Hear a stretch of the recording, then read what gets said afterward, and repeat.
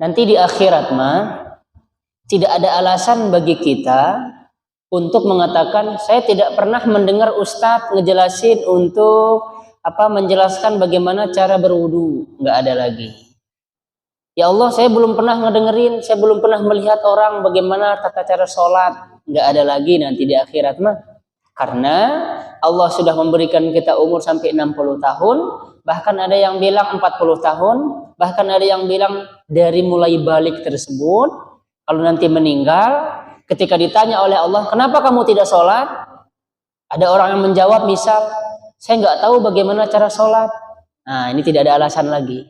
Saya nggak tahu bagaimana cara wudhu, misal. Kenapa kamu tidak sholat? Karena saya nggak tahu cara wudhu teh bagaimana, si hamba misalnya ngejawab. Nah, tidak ada alasan nanti di akhirat. Dia bakal digempur nantinya, Bapak Ibu. Ya, jadi makanya kita ini alhamdulillah ya, kita baca hadis. Nanti mah di akhirat insya Allah kita bisa jawab semua pertanyaan insya Allah, Bapak Ibu, ya, atas pertolongan Allah Subhanahu Wa Taala. Yang salah satunya ini dia cara kita. Bagaimana kita mengetahui wudunya Rasulullah? Ya dengan cara belajar hadis. Cara belajar hadis. Kalau kita baca hadis, oh ternyata ini wudunya Rasulullah. Ya, kita baca Al-Quran, oh ternyata ini larangan, ini perintah. Itu pentingnya kita berada di majelis ilmu. Insya Allah nanti kita termasuk orang-orang yang menghabiskan waktu kita untuk belajar sampai mati. Itu maksudnya ya. Nah, kita lanjut hadis ke-15. Silahkan dibaca. Sip, Masya Allah. Ini pelajaran bagi kita yang sebagai orang tua, Bapak Ibu ya. Jangan menyepelekan anak muda. Yang hilang sekarang adalah ketika rapat, anak muda disingkirkan. Anak muda disebelah matakan gitu, Bapak Ibu. Lihatlah bagaimana kebiasaan Umar bin Khattab selalu membawa anak muda ketika rapat. Kenapa? Anak muda teh tajam, Bapak Ibu, ininya kreatif lah anak muda tuh. Nah, buktinya apa? Ini ketika Umar bin Khattab mengajak Ibnu Abbas. Waktu itu Ibnu Abbas masih muda, Bapak Ibu. Diajak rapat dengan para senior-senior, sahabat-sahabat senior. Apa kata mereka sahabat senior ini? Loh, kenapa ngajak anak ini? Padahal kan kita juga punya anak sebaya dengan dia. Maksudnya apa? Ibnu Abbas mah harusnya main bukan rapat gitu maksudnya. Tapi apa kata Umar bin Khattab? Umar bin Khattab bertanya kepada sahabat-sahabat senior, bagaimana menurut kalian? Bagaimana penafsiran kalian tentang idza jaa nasrullahi wal fath? Apa kata mereka yang senior-senior ini? Oh, ini artinya kita disuruh bertasbih ketika kita mendapatkan pertolongan. Lalu kemudian kita sholat. Katanya begitu para sahabat. Lalu kemudian Umar bin Khattab bertanya kepada Ibnu Abbas waktu itu masih muda. Bagaimana pendapatmu wahai Ibnu Abbas? Apakah sama seperti mereka? Tidak, kata Ibnu Abbas. Masih muda Ibnu Abbas. Lalu bagaimana penafsiranmu? Itu adalah isyarat bahwa Rasulullah SAW sebentar lagi akan dipanggil. Sebentar lagi akan meninggal. Itu kata Ibnu Abbas. Lalu kemudian apa kata Umar bin Khattab? Aku tidak mengetahui penafsiran lebih baik daripada dirimu. Anak muda. Jadi jangan menyepelekan anak muda. Harusnya dalam lingkungan RT, RW, lurah, dan kecamatan sampai luas itu libatkan anak muda. Termasuk di masjid-masjid ini tuh sebenarnya Pak Ibu. Kalau kita libatkan yang muda, maka akan aktif masjid teh. Ada pergerakan Saya pernah lihat di berita pagi-pagi waktu itu teh di Sukabumi. Ada namanya Masjid Sejuta Pemuda. Bukan sejuta umat, tapi sejuta pemuda. Kenapa? Karena di sana anak-anak mudanya yang mengelola. Luar biasa. Jadi orang-orang pada banyak yang ke sana di Sukabumi. Ya, nah, ini yang sangat-sangat jarang di zaman ini. Kalau misalkan kita rangkul yang muda, Bapak Ibu, enak nantinya. Sehingga kita yang muda juga kan nanti ikut kajian. Remaja masjid lah istilahnya kalau di kita makan. Nah, kalau mereka tidak digalakkan, mereka tidak dirangkul, itu siapa lagi nanti yang menjadi penerus kita? Repot. Masa yang tua-tua bentar lagi mati ini kan nggak bisa seperti itu. Apalagi ada kematian. Libatkan yang muda Bapak Ibu.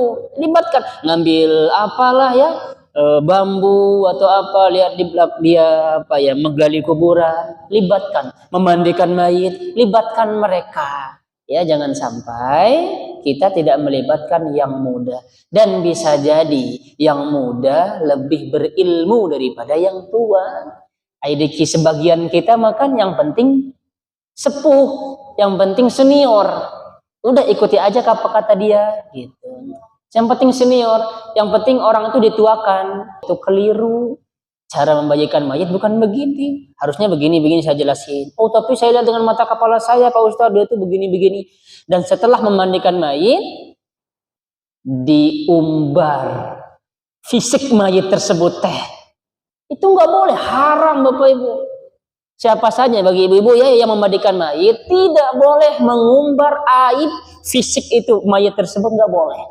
Termasuk mematahkan tulang mayit sama dengan mematahkan tulangnya ketika hidup. Nggak boleh, itu zolim.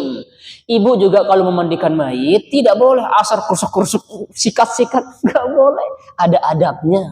Ibu tidak boleh menelanjangi bulat mayit, nggak boleh. Tutup auratnya, baru ibu sabun-sabunin. Ini masih enaknya dong, dudukin, turunin lagi, dudukin, dibolak-balik. Ada adabnya Bapak Ibu. Yang paling penting adalah ketika ibu sudah selesai memandikan mayit, jangan membicarakan, itu mah pantatnya tompel misal, jangan. Soalnya itu mau tangannya begini, jangan ngebahas pokoknya tentang mayit. Udah, ibu misalkan ngebayin, alhamdulillah sudah beres, sudah tutup mulut. Nah, apalagi dikait-kaitin tuh, makanya di atas nih boya punten. Makanya anak kamu teh dibilangin begini, lihat aja tuh. Jadi badannya pada lebam-lebam semua. Itu akibat karena dia begini. Jangan disangkut pautin Bapak Ibu, jangan. Ya, jangan dikait-kaitin lah, jangan. Ibu sudah selesai memandikan mayit, sudah tutup mulut gitu. Kecuali ibu kasih tahu yang baik-baiknya saja, silahkan, itu bagus. Nah, mudah-mudahan ini ada manfaatnya. Intinya adalah pembahasan kita di sini. Intinya adalah jangan lupa libatkan pemuda. Apalagi kan sebentar lagi Agustusan. Udah libatin aja yang pemuda. Nah, yang tua-tua mah udah nonton aja gitu. Karena apa? Ini menunjukkan melatih anak-anak muda bagaimana jiwa nasionalisme mereka. Jadi Agustusan itu serahkan kepada anak-anak muda. Yang tua-tua mah udah ngelihat aja dari belakang, nonton saja lah. Ikut tepuk tangan udah, orang tua mah gitu. Jadi kayak kita yang ngaji di sini yang umur sudah 40 tahun ke atas, yang 5 tahun 60 tahun, harusnya perbanyak zikir ini. Apa zikirnya? Subhanallah wa bihamdihi astaghfirullah wa atubu ilaih. Kita ulang ya. Subhanallah wa bihamdihi astaghfirullah wa atubu ilaih.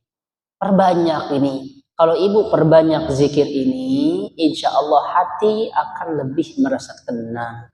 Subhanallah wa bihamdihi astaghfirullah wa atubu ilaih. Kita ulang Bapak Ibu ya. Subhanallah wa bihamdihi astaghfirullah wa atubu ilaih. Atau kalau misalkan pabaliut misalnya ibu ya, subhanallah wa bihamdi astaghfirullah, subhanallah wa bihamdi astaghfirullah, subhanallah wa bihamdi astaghfirullah. Gitu aja ibu. Kalau misalkan tidak ada wa atubu ilaihnya, tidak apa-apa. Kalau ibu pabaliut. Kalau misalkan ngikuti hadis ini, subhanallah wa bihamdihi astaghfirullah wa atubu ilaih. Kita baca bareng-bareng sekali lagi Bapak Ibu ya. 1, 2, 3. Subhanallah wa bihamdihi astaghfirullah wa atubu ilaih. Ini perbanyak doa, apalagi ketika ibu sedang sakit. Ibu sedang sakit, biasanya orang cerdas itu Bapak Ibu yang umurnya sudah 60 tahun ke atas, ketika dia sakit harusnya selalu mengingat kematian. Lalu kemudian dia bertasbih, subhanallah wa bihamdihi astaghfirullah wa atubu ilaih. Ibu resapi dan ingat dosa-dosa ibu. insya Allah Bapak Ibu ya, Allah akan ampuni dosa-dosa kita. Paham ya sekarang Bu ya? Jangan memperbanyak nyanyi kalau sudah umur 60 tahun ke atas. Perbanyak zikir. Jangan perbanyak dengerin dangdutan. Harus perbanyak dengerin zikir pagi dan petang. Bagaimana Bapak Ibu ya? Ada di apa ya? Di sebuah di media. Bagaimana menurut kalian kalau saya doakan katanya? Oh, kami akan mengatakan amin. Ya Allah, kata Ustadz ini ya, mudah-mudahan engkau wafatkan saudaraku.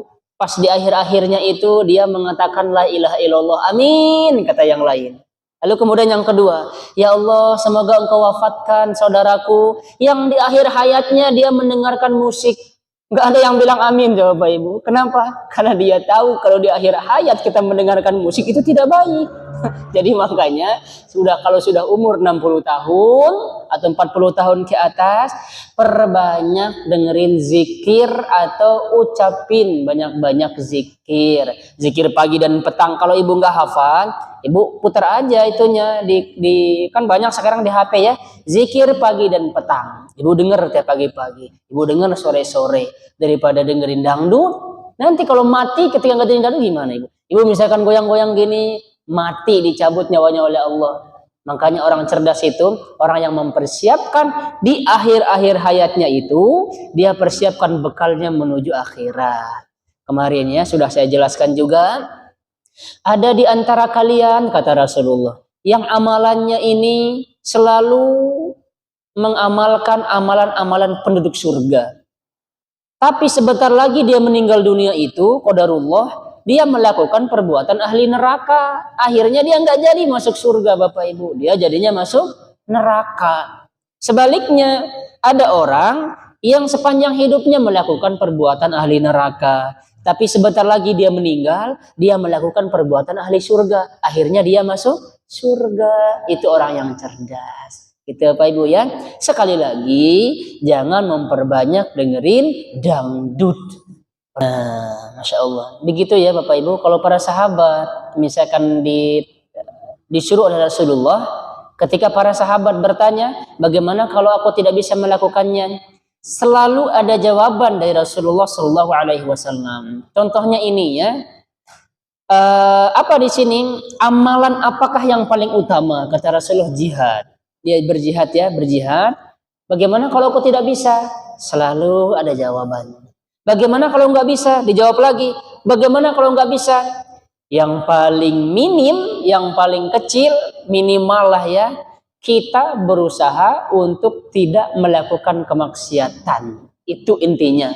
Ibu nggak bisa ngebantu orang karena terbatas misalkan dengan harta. Nggak usah.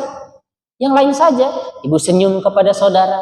Ibu nggak bisa senyum misal ya. Ada orang yang nggak bisa senyum misalkan. Ya sudah. Yang penting dia tidak berbuat menzolimi saudaranya, jangan. Yang penting dia berbuat baik kepada diri sendiri. Itu ya minimalnya seperti itu, Bapak Ibu ya.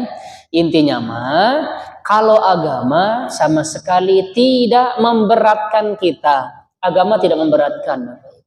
Nah, jadi jangan sampai gara-gara ada sebuah pendapat yang ada di kitab, lalu kemudian kita ikuti terus pendapat kitab tersebut.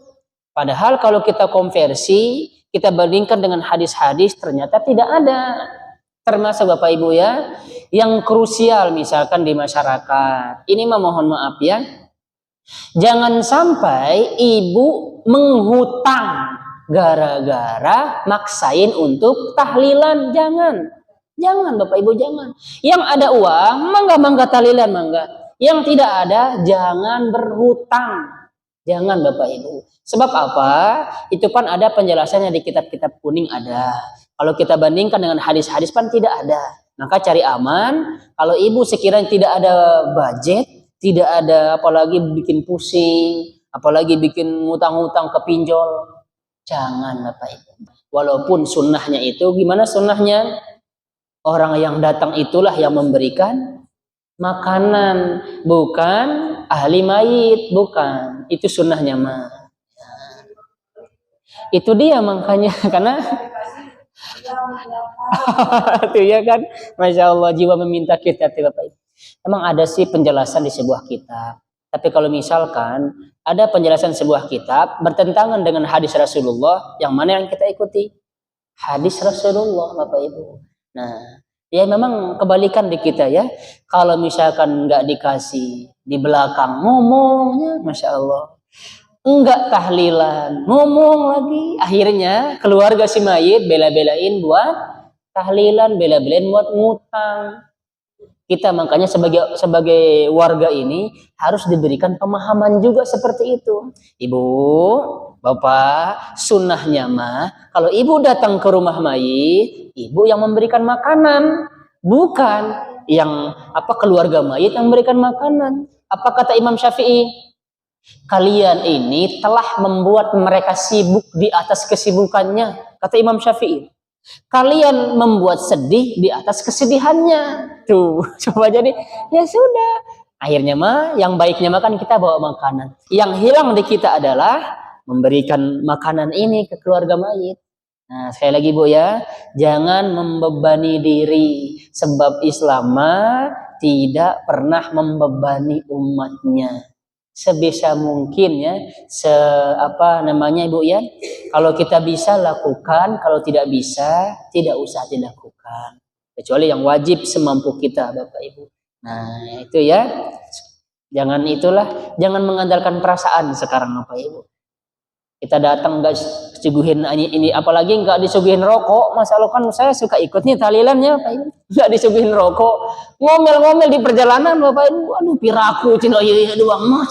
Atau minta hiji nggak dikasih rokok. Ini sekarang tujuannya tahlilan teh buat ngedoain atau buat rokoknya? Itu sekarang mah. Saya ditanya waktu itu, kumaha Pak Ustadz? Bapak yang salah kata. Kumaha kita Pak Ustadz salah? Kita tahlilan ngedoain mayit atau rokoknya kata saya teh. Nah dua-duanya atuh. Ini yang salah di kita. Tapi kadang kalau kita jelasin kepada yang terlalu fanatik, kita yang salah Bapak. Kenapa? Ngedengerin sepuhnya. Coba. Karena kata saya tadi ya, jangan lihat sepuhnya Bapak Ibu, lihat apa yang orang itu sampaikan walaupun dia muda, lihat apa yang dia sampaikan walaupun dia tua bisa. Apakah sesuai dengan sunnah? Kalau tidak, jangan ngikutin, tapi tetap hormati. Orang tua kita wajib kita hormati. Gitu ya. Hatur nuhun, mudah-mudahan ada manfaatnya. Lanjut. Siapa sekarang? Ibu Oi. Kan benar Bapak Ibu? Sendi kita yang di tubuh kita ini kalau dihitung jumlahnya 360 dan wajib ditunaikan sedekahnya. Siapa di antara kita yang sedekah fisik, yang mampu sedekah fisik sebanyak 360 kali dalam sehari? Makanya Islam kan tidak memberatkan.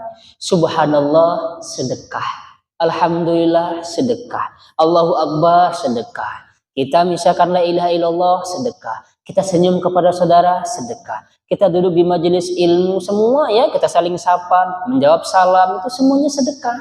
Jadi kalau ibu tidak mampu sedekah dengan uang sebanyak 360 kali, kita pakai cara lain. Makanya Islam tidak pernah memberatkan, Bapak Ibu. Nah, sehingga Islam ini sangat memudahkan. Dalil ini kita bisa tepis Bapak Ibu, kenapa? Karena Siti Aisyah bertanya kepada Rasulullah. Ya hai Rasulullah, kata Siti Aisyah, kalau aku ke makam, apa yang harus aku baca? Lalu kemudian saat itu Rasulullah mengajarkan doa kepada Siti Aisyah. Kalau misalkan ke makam itu haram, pasti Rasulullah tidak mengajarkan kepada Siti Aisyah doa untuk masuk kubur, memasuk ke makam itu, kan? Tapi faktanya apa? Rasulullah mengajarkan Siti Aisyah doa masuk ke pemakaman gitu. Itu doanya. Maka dengan dalil ini perempuan boleh ke makam. Ada yang mengatakan sunnah ke makam, tapi jangan sering-sering. Mohon ziarah. Mohon. Nah, berziarah termasuk itu kita disunnahkan berziarah. Yang tidak disunnahkan dan yang tidak sesuai syariat adalah mengkhususkan. Ibu pernah dengar nggak di TikTok? Barang siapa yang ziarah ke makam wali sebanyak 9 kali, maka itu sama dia berhaji sekali. Dusta itu Bapak Ibu. Nggak ada. Untuk apa? Biar banyak duitnya kan orang yang ziarah kan. Oh, kenceleng-kenceleng. Jangan Bapak Ibu.